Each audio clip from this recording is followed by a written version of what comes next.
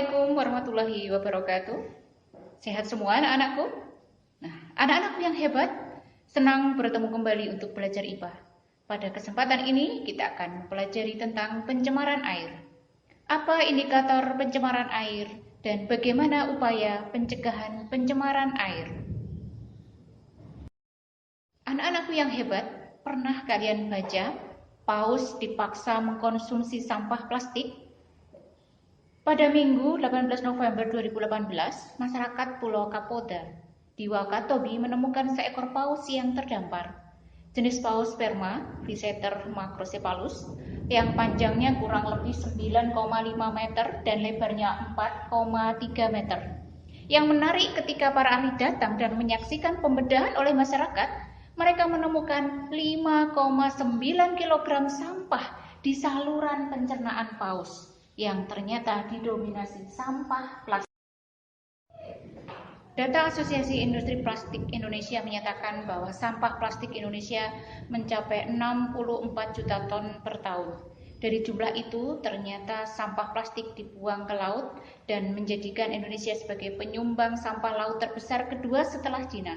Oleh karena itu, Indonesia sendiri telah berkomitmen mengurangi sampah plastik di laut hingga 70% pada tahun 2025.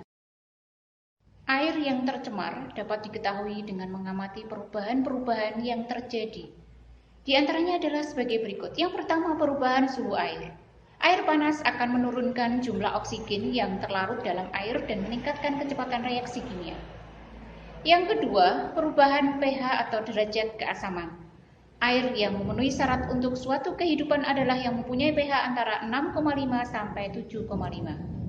Anak-anakku, yang ketiga adalah perubahan warna, bau, rasa, dan air yang normal biasanya tidak berbau, tidak berasa, dan tidak berwarna sehingga kelihatan bening dan jernih. Yang keempat, adanya endapan, koloid, dan busa. Endapan dan koloid berasal dari bahan buangan industri yang berbentuk padat.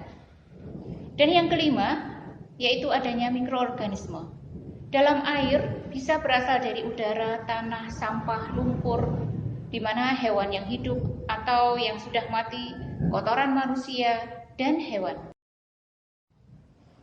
Nah, anak-anakku, usaha-usaha yang bisa kita lakukan untuk mencegah terjadinya pencemaran air adalah: 1. Memberikan penyuluhan kepada masyarakat untuk tidak membuang sampah dan limbah rumah tangga ke sungai dan ke tanah yang digunakan untuk pertanian.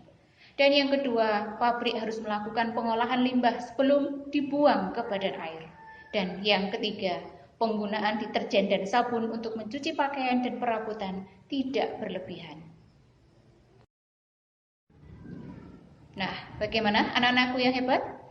Kita sudah mempelajari tentang pencemaran air. Maka kesimpulan hari ini, indikator pencemaran air ada 5, yaitu 1. Perubahan suhu air, 2. Perubahan pH, 3. Perubahan warna, bau, dan rasa, dan yang keempat adanya endapan, koloid, dan busa. Yang kelima adanya mikroorganisme.